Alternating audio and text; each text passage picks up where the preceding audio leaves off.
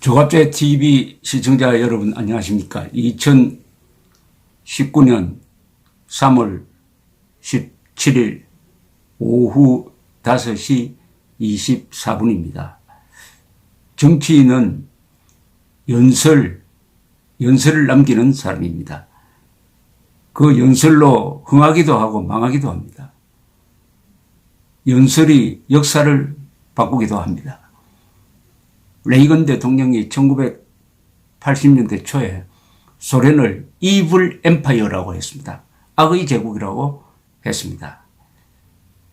그것을 미리 읽어본 참모들은 이 말은 너무 독하니까 빼자고 했지만은 레이건 대통령은 집어넣습니다. 이블 엠파이어라고 하니까 당시에 브레즈네프 정권은 발칵했습니다. 그래서 우리는 이블 엠파이어다가 아니다 하다가 이블 엠파이어를 자기들이 유행시켜 버리고 말았습니다. 소련 사람들은 그때 그 이야기를 전해 듣고 소련 선정기관이 이블 엠파이어라고 부르는 레이건 대통령을 규탄한다고 하니까 이블 엠파이어 그 말을 곱씹어 보니까 맞거든요. 우리가 이블 엠파이어 맞네 라고 생각을 했습니다. 그래서 레이건 대통령의 이블 엠파이어라는 말이 소련 사람들의 뇌리에 박혀가지고 소련을 무너뜨렸다는 이야기를 하는 소련 사람도 있을 정도입니다. 이처럼 말이 중요합니다. 말이. 한국에도 역사를 바꾼 연설이 있죠. 이승만 대통령의 건국 기념 연설 1948년 8월 15일. 그리고 조금 소개해 드리려고 하는 1945년 12월 19일 공산당과 결별하는 연설. 이런 게 역사를 바꾼 게 되고 또 그 연설로 해서 앞으로 참 미래가 불안하게 된 사람이 문재인 대통령이죠. 2018년 9월 19일 평양 5.1 경기장 연설. 이 평양 5.1 경기장 연설과 이승만 대통령의 공산당과 결별하는 연설을 비교를 해드리겠습니다.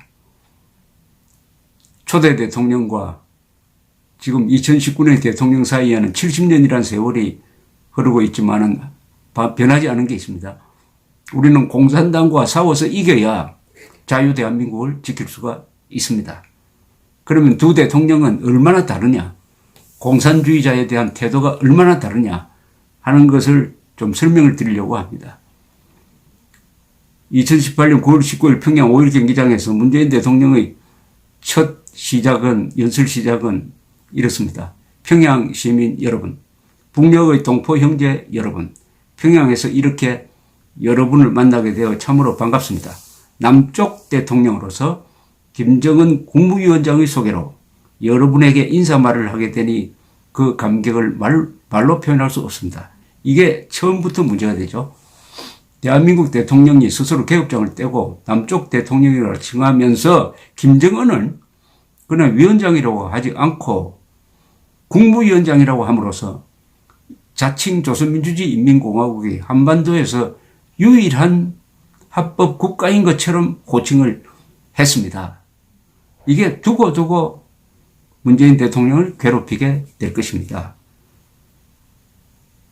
이승만 대통령은 1945년 12월 19일 저녁에 서울중앙방송국을 통하여 공산당에 대한 나의 입장이라는 제목의 연설을 합니다. 이때 이 박사는 모든 정당과 정파를 통합한 범국민 조직으로서 독립촉성중앙협의회를 만드는 일에 열중하고 있었습니다. 그런데 이 일을 방해하는 공산당 박헌영을 지목을 해가지고 나는 공산당과 같이 갈 수 없다. 이렇게 선언하는 연설입니다. 그런데 이때 1945년 12월 현재 세계적으로 공산당은 인기 절정이었습니다. 그리고 국내에서는 조직이 가장 강력했습니다. 30년 만에 귀국한 이승만은 카리스마는 있었지만은 직계 조직이 없었습니다. 그때 미군정 당국의 하지 사령관도 공산당에 대한 개념이 없는 사람이었습니다. 미국 정부조차도 트루만 행정부조차도 소련과 일단 친하게 지내야 된다라는 생각을 갖고 있었습니다. 더구나 소련과 공산주의의 인기는 아주 하늘을 치솟듯 했습니다. 2차 세계대전 때 소련군이 스탈린그라드 결전을 통해서 독일군을 무찌르고 결국 승리로 이끌었다 하는 그 명성이 자자하고 있을 때입니다. 이런 가운데 어떻게 이승만이 그런 불리한, 국내외로 다 불리한 조건에서 공산당을 비판할 수 있었느냐.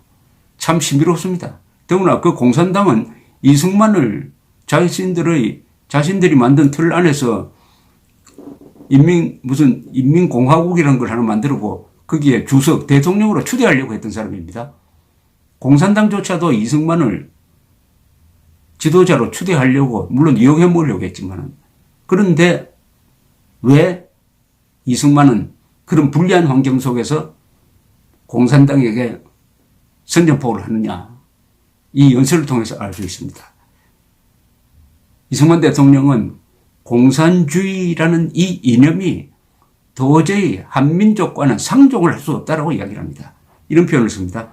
공산당 극렬분자들은 자기 나라를 파괴하고 다른 나라의 권리 범위 내에 두어서 독립권을 영영 말살시키기로 위조하는 자다. 양의 무리에 이리가 섞여가지고 공산주의라는 명목을 빙자하고 국권을 없애버리고 나라와 동족을 팔아 사리와 영광을 위하여 부원낭설로 인민을 속이며 도당을 지어 동족을 위협하며 무기를 사용하여 재산을 약탈하고 소위 공화국이라는 명사를 조작하여 국민 전체의 분열 상태를 세상 사람에게 선전하게 이르렀더니 요즘은 민중이 차차 깨어나서 공산주의에 대한 반동이 일어나며 간계를 서서 각처에 선전하기를 저희들은 공산주의자가 아니요 민주주의자라 하여 민심을 현혹시키나니 이 극렬분자들의 목적은 우리 독립국을 없애고 남의 노예를 만들고 저희들의 사욕을 채우려는 것을 누구나 다 안다. 이렇게 이야기했습니다. 어떻습니까? 지금 그대로 적용되는 거 아닙니까? 공산주의자라고 하면은 그때도 인기가 없으니까 민주주의자라고 위장을 한다. 그러나 그 정체는 국민들을 분열시킨 다음에 권력을 잡아가지고 사리 사욕을 추구하는 자들이다. 이렇게 딱 들이대버립니다. 자, 그러면은 다시 문재인 대통령의 연설로 돌아갑니다. 문재인 대통령이 이렇게 이야기합니다. 동포 여러분, 김정은 위원장과 나는 지난 4월 27일 판문점에서 만나 뜨겁게 포옹했습니다. 우리 두 정상은 한반도에서 더 이상 전쟁은 없을 것이며 새로운 평화의 시대가 열렸음을 8천만 결례와 전 세계의 엄숙이 천명했습니다. 그런데 이틀 전에 김정은의 부하인 최선희 외무상 부상은 핵무기 포기할 생각이 조금도 없다라고 선언을 했습니다. 문재인 대통령 이야기와 완전히 다른 거 아닙니까? 또 문재인 대통령은 이런 연설로 이어갔습니다. 또한 우리 민족의 운명은 우리 스스로 결정한다는 민족 자주의 원칙을 확인했습니다.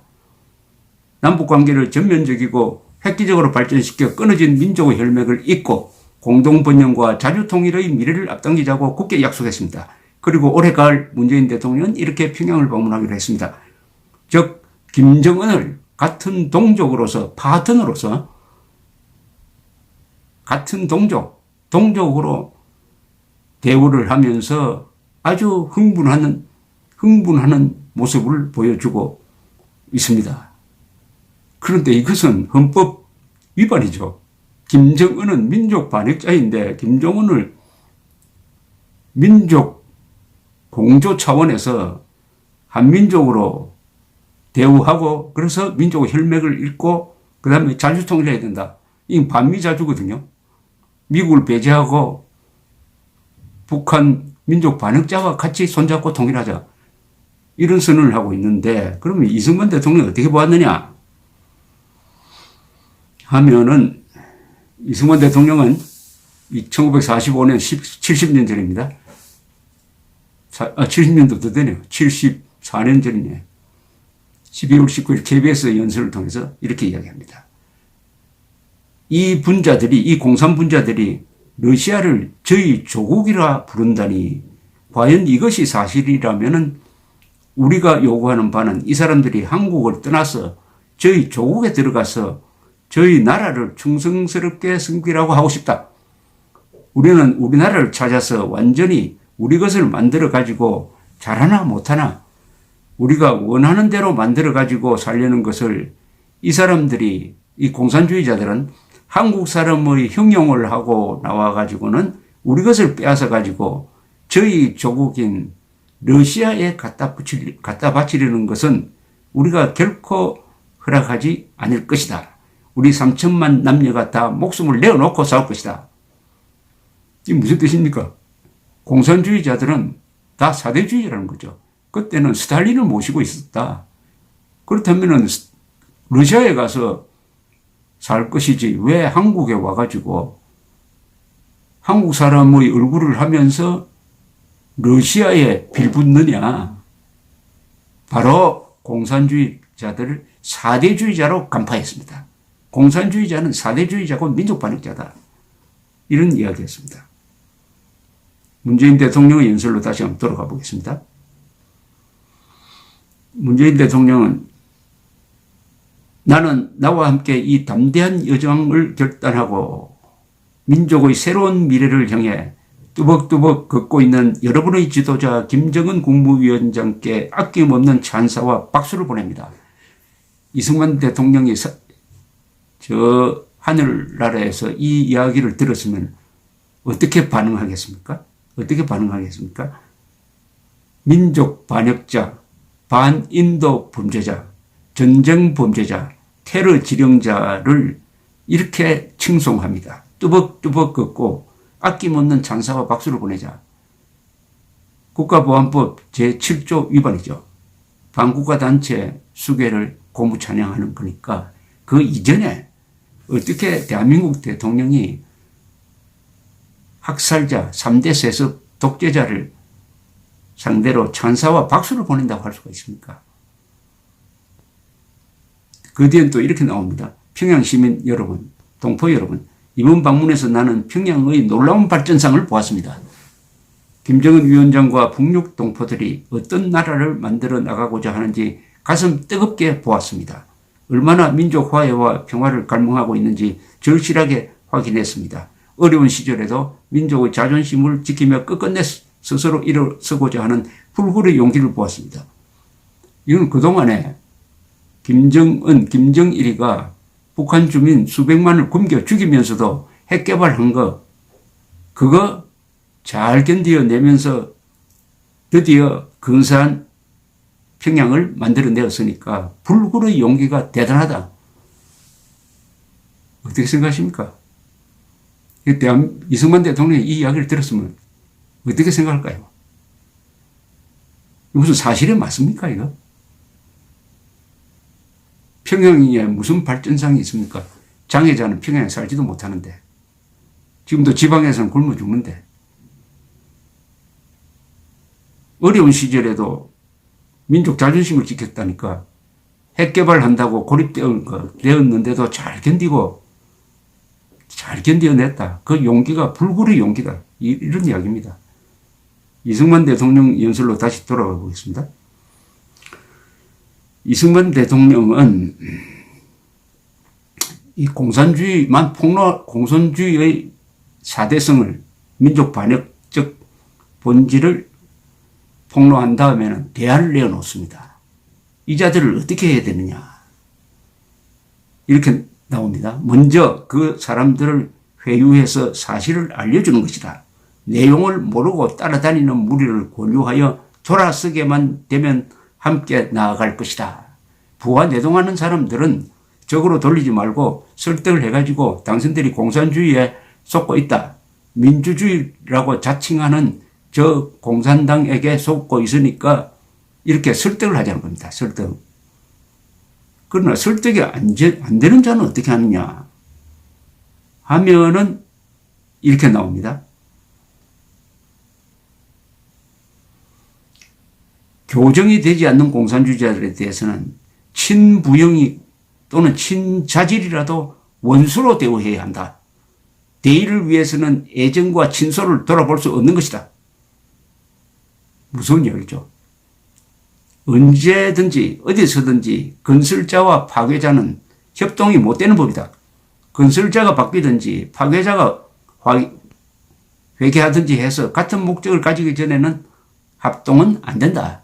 그러니까 공산주의자가 개과천선하기 전에는 절대로 공산주의자와 손을 잡고 문재인식으로 무슨 자주통일한다는 그런 이야기를 하면 안 된다. 이런 이야기입니다. 나중에 이승만 박사는 공산주의자들은 호열자와 같다. 인간은 호열자와 함께 살 수 없다. 이렇게 이야기를 했습니다. 문명 건설자인 대한민국 세력과 문명 파괴자인 공산당은 절대로 한 덩어리가 될 수 없다 이겁니다. 그런데 문재인 대통령은 될 수 있다는 걸 아닙니까? 살인 강도와 피해 주인이 같이 안방에서 살아도 괜찮다는 거 아닙니까? 이 박사는 끝으로 이렇게 호소를 합니다. 이 큰 문제, 이 공산당 문제를 우리 손으로 해결하지 못하면 다른 해방국들과 같이 나라가 두 절분으로 나뉘어져서 동족 상쟁의 화를 면치 못하고 따라서 우리가 결국은 다시 남의 노예 노릇을 면하기 어려울 것이다. 그러니 우리는 경량 각처에 모든 애국 애족하는 동포의 합심 합력으로 단순한 민주 정치하에서 국가를 건설하여 만년무궁한 자유복락의 기초를 세우기로 결심하자. 공산당 문제를 해결하지 않으면 반드시 전쟁으로 간다. 내전으로 간다. 결국 그 예언대로 됐습니다만 그러나 우리가 미국 유엔의 도움을 받아가지고 또 기습을 당하고도 우리 국군과 이승만 대통령이 버티는 바람에 결국 우리는 6.25 때 살아남았습니다. 자, 그러면 문재인 대통령은 뭐라고 이야기하느냐? 한번 보겠습니다.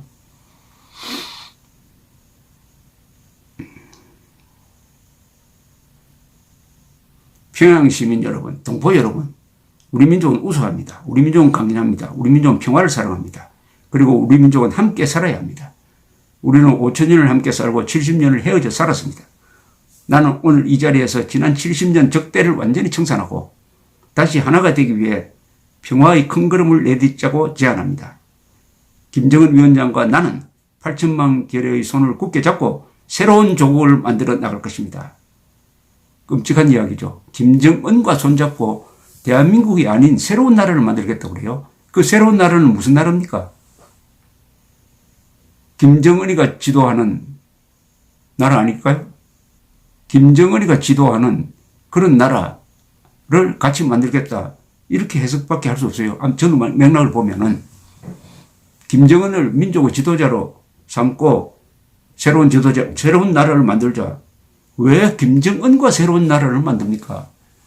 대한민국은 김정은을 제거해야 새로운 나라를 만들 수 있는데 김정은과 새로운 나라를 만든다는 게 이게 말이 됩니까? 말이 됩니까? 어떻습니까? 74년 전 이승만 대통령은 여러 가지 불리한 상황에서도 공산주의 본질을 정확하게 보았습니다. 저들은 민족 반역자다. 분열주의자다. 거짓말쟁이다. 저들을 혈육, 친척 이것보다는 대의를 앞세워가지고 저들을 배제해야 된다. 부하내동한 사람은 설득해가지고 돌려놓으면 된다. 그러나 핵심 분자들은 안 된다. 빨갱이, 핵심 공산당하고는 절대 손을 잡을 수가 없다. 이렇게 선언을 했는데 문재인 대통령은 자신은 남쪽 대통령이고 김정은은 국무위원장이다. 두 사람이 협력해가지고 힘을 합쳐가지고 새 조국을 만들겠다고 그래요. 그 사이 대한민국이 뭐 이상하게 되어버렸네요. 그러나 걱정하지 마십시오. 우리는 문명편입니다. 자유와 인권, 법치의 가치편입니다.